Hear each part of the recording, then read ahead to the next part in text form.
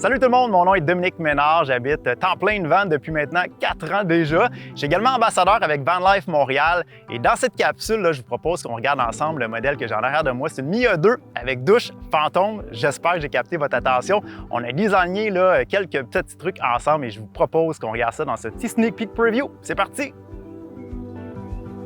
Je commence par l'extérieur, c'est bâti cette conversion sur un Ram Pro Master, c'est-à-dire c'est un 159, mais c'est la version standard, pas le plus court, pas le plus long.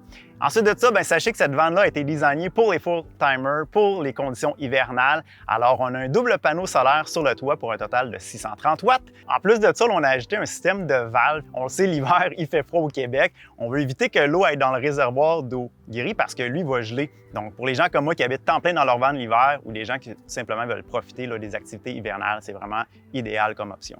Aussi, vous remarquerez les bandes noires qu'il y a tout autour du véhicule. En fait, c'est des bandes de couleurs personnalisables. À des fins d'esthétique, certes, moi j'étais pour le noir, mais sachez aussi que ça protège le véhicule. Le vinyle, finalement, va protéger, exemple, contre les égratignures. Avant de rentrer dans le véhicule, un autre feature super intéressant, c'est le moustiquaire. Je l'ai sur la porte latérale. C'est quelques options comme ça disponibles chez Van Life Montréal. Vous avez également un pour les portes arrière et vous remarquez aussi ce magnifique marchepied.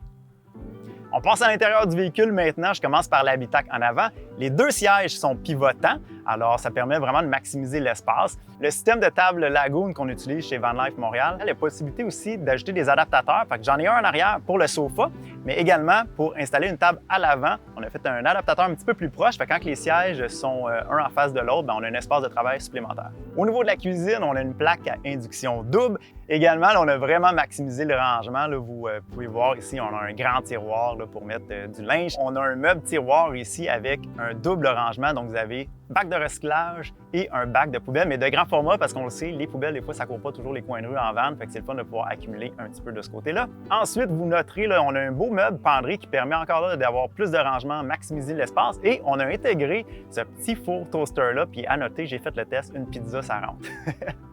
Ensuite, la chambre à coucher à l'arrière, vous remarquerez que j'ai un lit double conventionnel. C'est un 2 places, c'est l'option que j'ai optée parce que moi, j'ai besoin vraiment de l'espace garage sous le véhicule. Toute ma vie doit rentrer, puis j'ai des vélos également.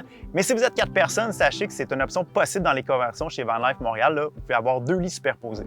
Finalement, la cerise sur le Sunday, je termine avec ça, la fameuse douche fantôme. Premièrement, sachez qu'on a toujours des douches extérieures sur les véhicules, mais également, comme je suis en plein dans la vanne, j'en voulais une à l'intérieur. Alors, la façon que ça fonctionne, dans le fond, la base de douche est cachée dans le meuble de rangement.